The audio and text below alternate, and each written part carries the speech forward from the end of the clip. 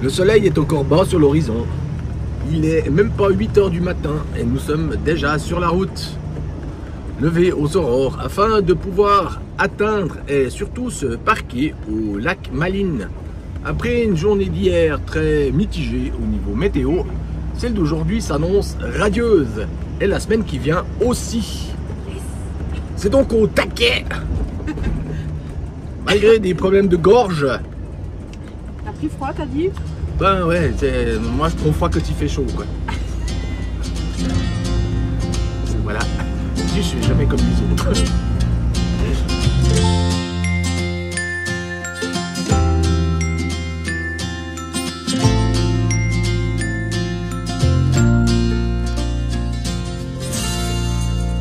Après 1 h 20 de route, et oui, nous avons passé la nuit pas très loin de Hinton. Le parc se trouvant à 70 km de Hinton. Le lac Malines se trouvant lui à 44 km depuis la route principale. Et ben, vous imaginez bien que cela fait 110 km, voire même un peu plus. On a trouvé une place aisément. Ouais, mais ça commence à se remplir gentiment. Ça tourne. Bon, maintenant on va boire un café, tranquille. Oui, tranquille. Parce qu'on est là pour la journée. Après, bon, on va aller faire nos petites randos à proximité du lac Malines. Et ben, on peut voir que le temps de boire un café, c'est plein. Ça se remplit vite. Comme quoi, on a bien fait. Qu'est-ce que tu me disais, Carole? Je dis attention aux racines. Ah oui, oui, il faut faire gaffe. Hein. C'est dangereux par là. Nous voici donc partis pour faire ces petites randonnées à proximité du lac Malines. Nous commençons par le Mary-Scheffer Loop. Moi, ce que j'adore que tu fais, ce genre de marche au petit matin en montagne, c'est la fraîcheur et les odeurs. Ouais. De sapins qui remontent. Qui remontent grâce à la chaleur du soleil. Si douce. Il y en a qui regardent trop de dessins animés. Vous l'aurez donc compris, si nous sommes à proximité du lac Malines, c'est que nous sommes toujours dans le parc national de Jasper. Ça te fait rire quand je dis Jasper. Je pourrais dire Jasper aussi. Hein? Oui, ou Jasper. Ah ouais. Bon, j'espère qu'on va arriver au bout. Et ce soir, nous avons réservé de nouveau l'Overflow qui est bien en dessus de Jasper. Tout simplement pour nous permettre dès lundi de faire la route des glaciers. Il y aura peut-être un peu de moins de monde. Oui, parce que c'est le lundi, nous serons le Labor Day. Okay. Jour férié également au Canada. Et pour tout vous dire, lorsque nous avons pris la décision de rester 3 jours à Jasper, nous n'étions pas forcément convaincus de celle-ci. Eh bien, la météo d'hier, pour cela, on vous invite à aller voir la vidéo de la semaine dernière, nous a conforté de notre décision. Yep. Car ceci nous permet d'étaler nos visites et ainsi de pouvoir partir tranquillement lundi à la découverte de cette magnifique route.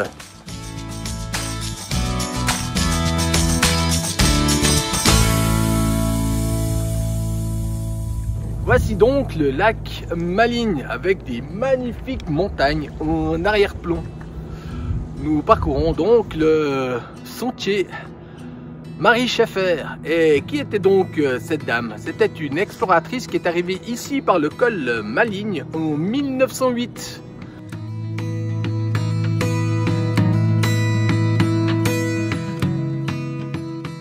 Ils parcoururent le lac en radeau. Puis quand ils arrivèrent à son extrémité, elle exprima que c'était le plus joli panorama sur les Rocheuses qu'elle n'avait jamais vu. Je parlais de ces magnifiques montagnes. Tout au fond sur notre gauche, nous avons le mont Warren, du nom d'un membre de l'expédition de Mary-Scheffer. L'expédition de Mary-Scheffer cherchait un lac. Ne le trouvant pas, ils envoyèrent un certain monsieur Unwin grimper en haut d'une montagne afin de voir le panorama et s'il y avait un lac. Ce monsieur Unwin arriva en haut du sommet à droite qui culmine à 3270 mètres. Et c'est là où il a aperçu le lac Maligne. On s'en fout, hein, mais fallait le dire.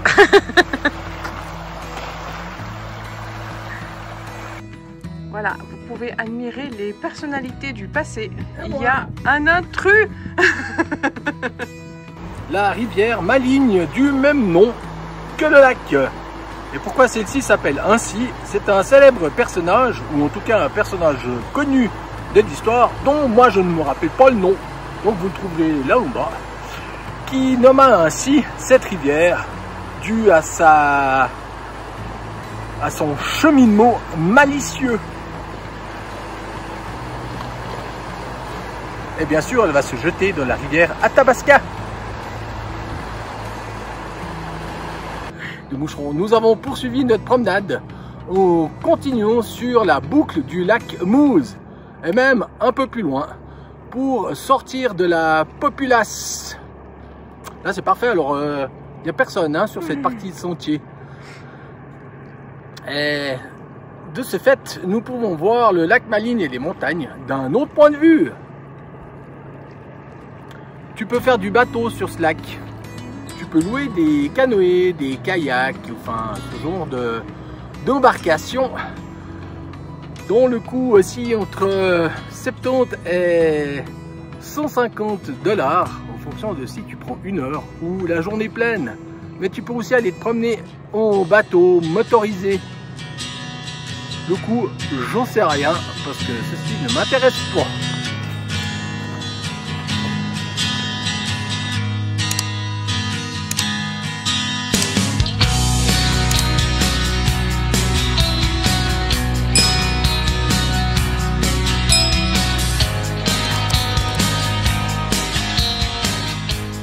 Ce qui est cool quand tu sors des sentiers battus, c'est que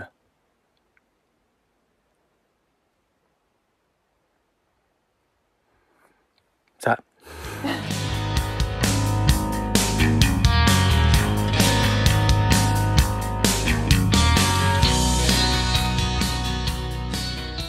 Bon, eh bien, nous avons bien fait de nous arrêter pour pique-niquer au bord du lac Mouze.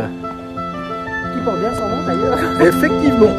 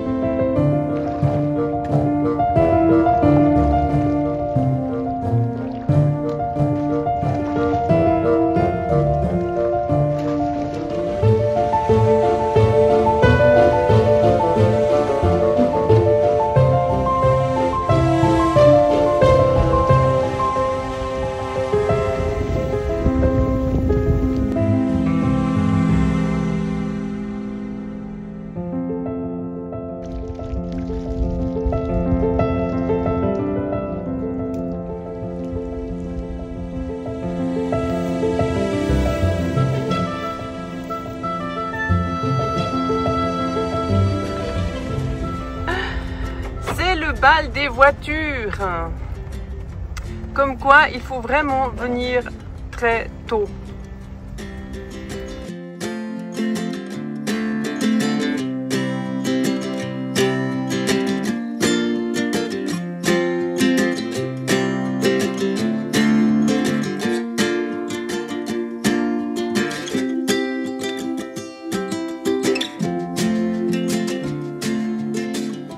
Nous voici sur la promenade des glaciers.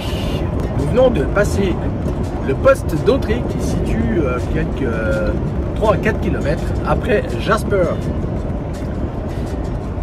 Les Parcs du Canada ont fait une action cette année en offrant la gratuité des parcs ainsi que des réductions sur les hébergements, que ce soit les lodges ou les campings. Celle-ci s'arrête le 2 septembre. Soit, demain. On peut voir la forêt, tout comme hier lorsque nous sommes montés jusqu'au lac Maligne, que celle-ci était bien brûlée jusqu'au, allez, sur 30% des 44 km.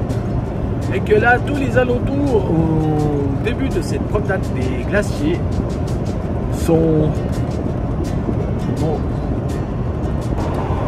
Notre premier point de chute ce matin, ce sera les chutes Athabasca.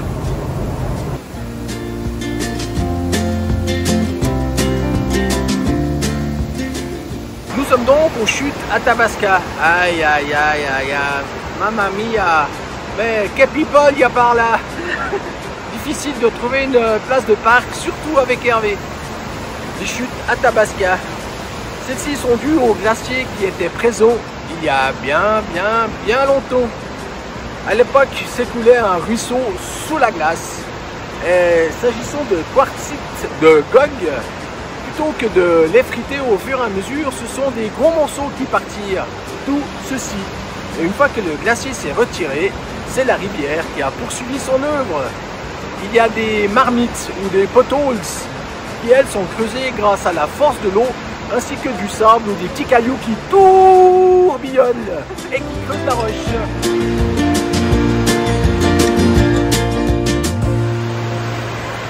Et pour finir, la rivière Athabasca, qui deviendra après la rivière Mackenzie, se jette dans l'océan Arctique à 6200 km d'ici.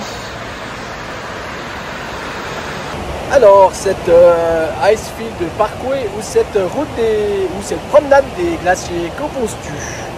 Ce sont des endroits qui sont vraiment magnifiques. Malheureusement, les gens ne sont pas respectueux de la nature et des panneaux indicatifs comme quoi il ne faut pas s'approcher du bord. Ne pas dépasser les barrières. Ne pas dépasser les barrières. Et malheureusement, les gens font tout le contraire pour pouvoir prendre la meilleure photo possible. Jusqu'à risquer leur vie. C'est ça.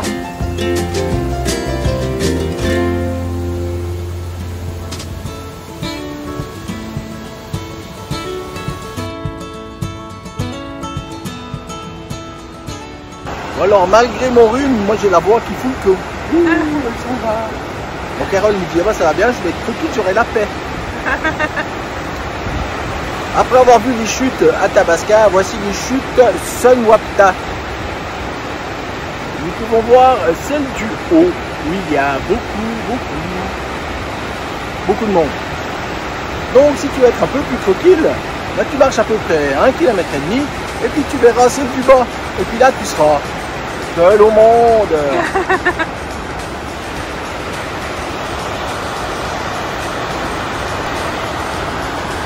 Ce qu'il y a d'incroyable avec ces deux chutes, non seulement il y a la hauteur, mais surtout c'est la largeur de la rivière qui fait des dizaines de mètres et qui se réduit, comme on peut le voir à un certain point, à aller à peine 1 mètre, 1,5 mètre. Il vaut mieux pas tomber dedans, parce que là je pense que c'est pire que la machine à laver. Hein.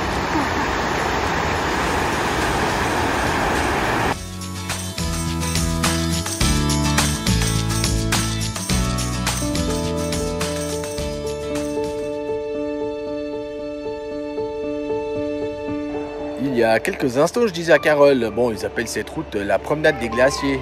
Mais pourquoi? On n'en a pas vu un encore. Eh ben, c'est en arrivant, je pense que ça doit faire quoi, 80 ou 90 km de Jasper, que enfin on voit ces magnifiques glaciers. Moi, je me posais la question, quelle était l'épaisseur de... Ouais.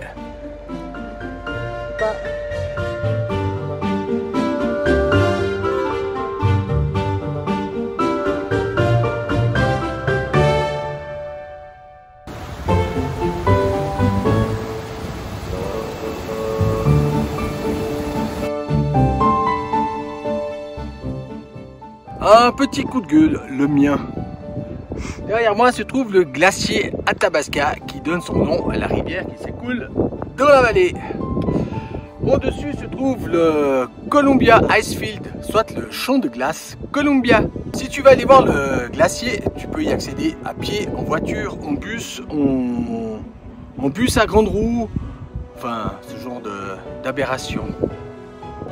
Pourquoi je dis aberration? Parce que tu peux aller prendre des bus là-bas, à côté du restaurant, qui vont t'amener là-bas derrière, pour ensuite prendre une autre sorte de bus avec des grosses roues qui lui permettent d'aller sur la glace. D'ailleurs, on devine où ils sont. On rappelle que nous sommes dans un parc national qui est censé préserver la nature lorsqu'on en parle du réchauffement climatique et de la fonte des glaciers. Est-ce judicieux? Chacun son avis. Le mien, certainement vous le connaissez déjà.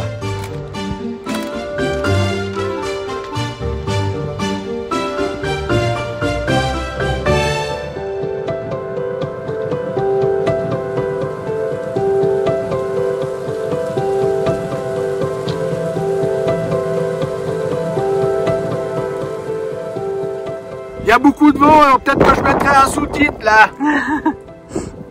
Voici le quartzite de Gog. Mauvaise surprise. Nous avions prévu aujourd'hui de dumper, de faire les vidanges. Eh ben, c'est fermé. Alors que le dernier commentaire qui date il y a 3 semaines, ben, ça ne l'était pas. Tant pis. Bon, bah tant pis. Ben, on va pas se doucher pendant 3 jours. Et puis on ira faire dans la nature. C'est au campground de Wilcox. C'est ça. C'est ça.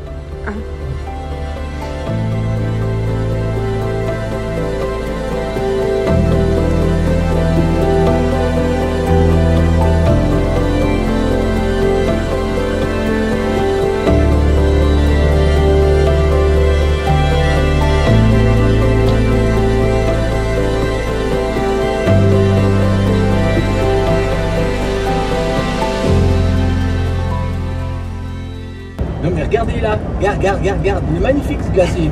Ah non mais avec cette fumée, c'est plus compliqué. Je vous montre, je vous montre.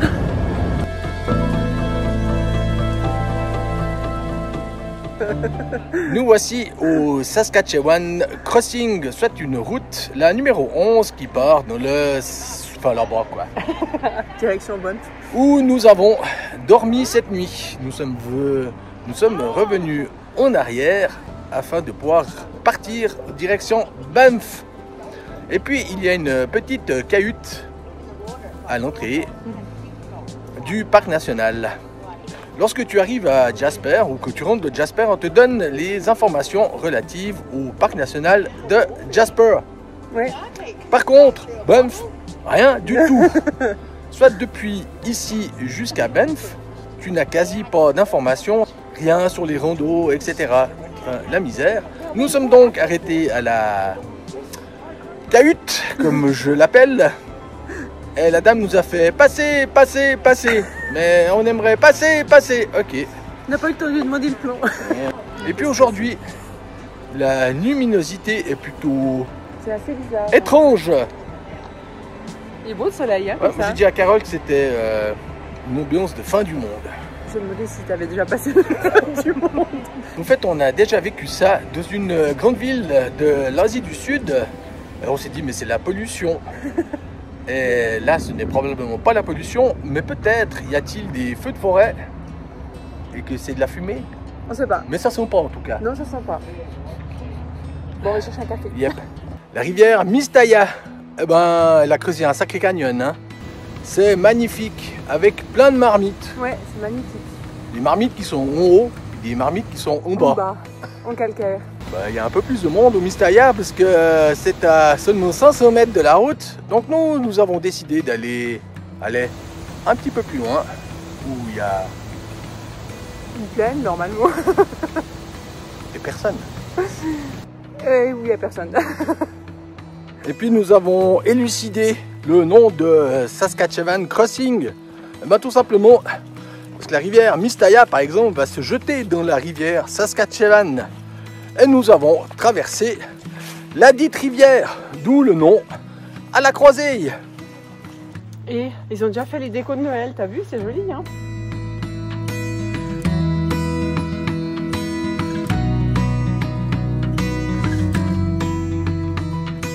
Nous avons rebroussé chemin, pas de plaine. Bon, il faut dire que on ne sait pas véritablement à quelle distance celle-ci se trouve, car vu le peu d'informations que nous avons reçues à l'entrée de ce parc de Banff, c'est-à-dire 0, difficile de savoir où l'on va véritablement. Par contre, on sait qu'on a d'autres choses à voir sur la route, donc c'est pour ça que nous avons rebroussé chemin. Bon, ça nous a permis de nous aérer au milieu de cette forêt aux senteurs de fruits, de pain et de mousse. Nous avons repris la route direction le lac Peyto. Carole dit que c'est beau. Moi je dis qu'on voit rien. Je vous laisse faire votre appréciation. Oui, je sais, tu t'es foutu de ma gueule, hein, parce que j'ai dit, on dirait un dessin animé japonais avec des ombres chinoises. Et puis si tu regardes là, la voiture là, on dirait qu'il y a un lampadaire qui brille sur le capot. Un peu du soleil, ça fait vraiment bizarre. Bon, semble-t-il que c'est de l'arnica. J'avais jamais vu.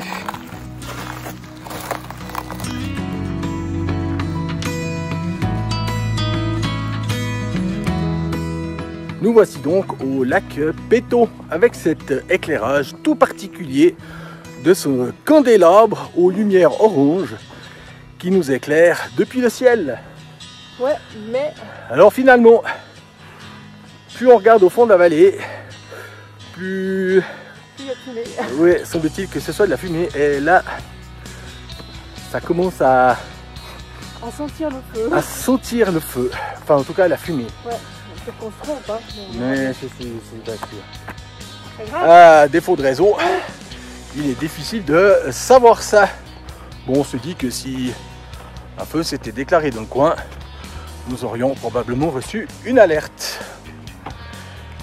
Et puis, nous avons quitté le belvédère sur le lac Peyto pour monter au sommet beau. Et on peut voir qu'on a perdu 98% de la population. Mais où est-elle ?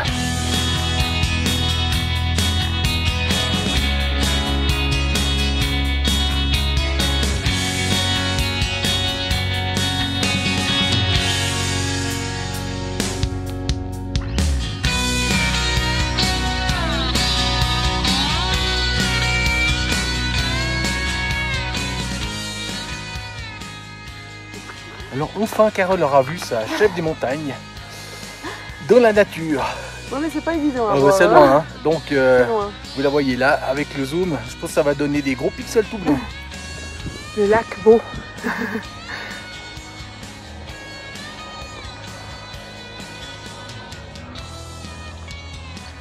Bon, personnellement, je trouve que c'est difficile à respirer. En plus de ça, la fumée pique un peu les yeux.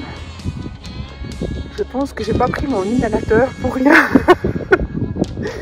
Bon, après être monté, il ne nous reste plus qu'à descendre jusque là-bas.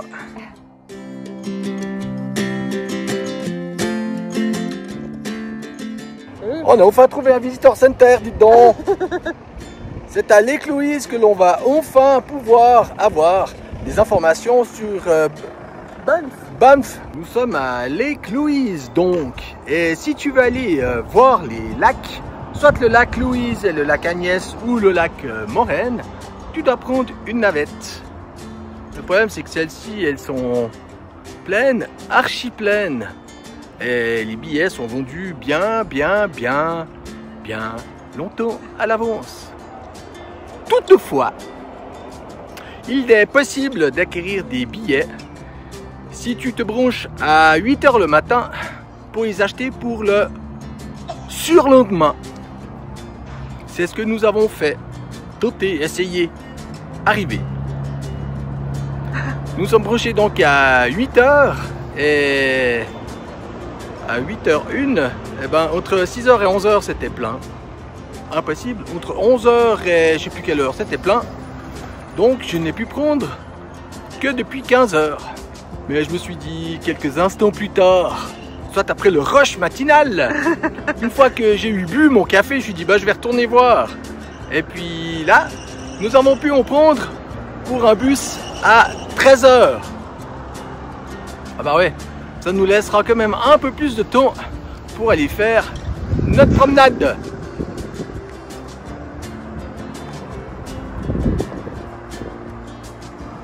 Et si je parle fort, c'est parce que j'ai les oreilles bouchées à cause de ce rhume.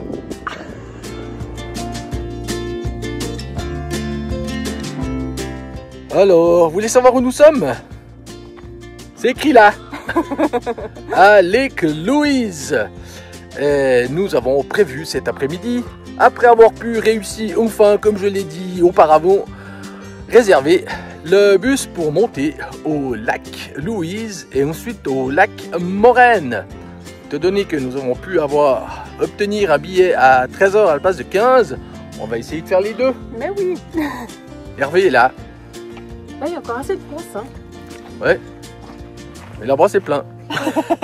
Et puis tous les Harvey sont le long de la route. Bon, on va faire comme tous les autres. Hein. Bah oui. Il n'y a pas de raison. Mais il est vrai que la vue sur ce Lake Louise ainsi que les glaciers derrière, depuis ici, est juste magnifique. Un peu brumeux, mais c'est magnifique.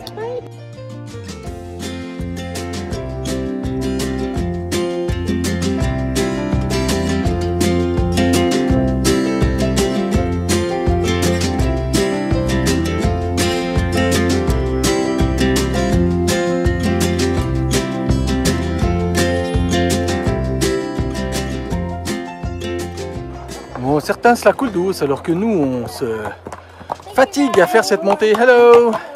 Certains montent à cheval.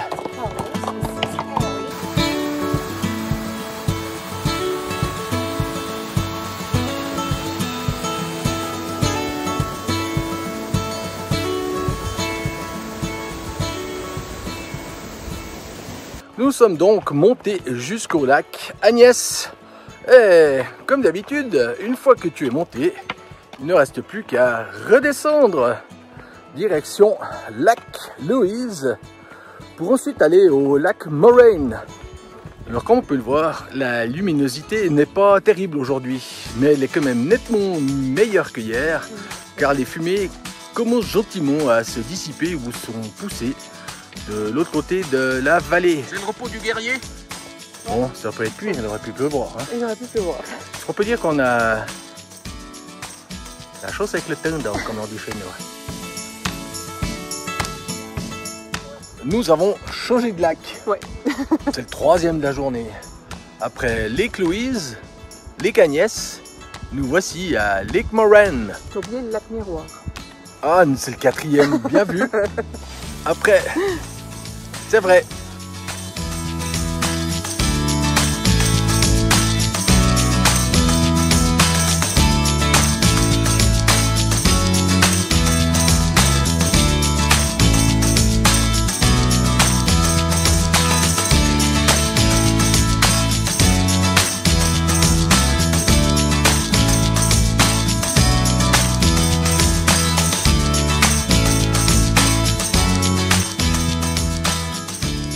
C'est sur la ville de Banff que nous terminons cette vidéo.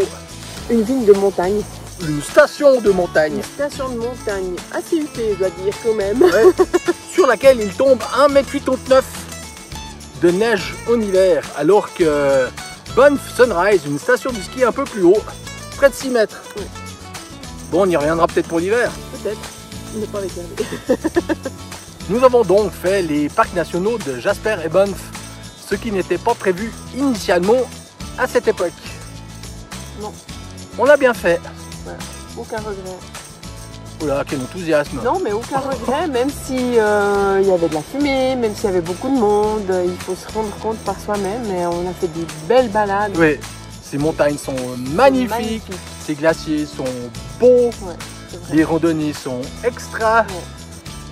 Alors, c'est là que nous arrêtons et on Oui. vous dit à la semaine À la semaine prochaine. prochaine. N'oubliez pas Facebook et Instagram.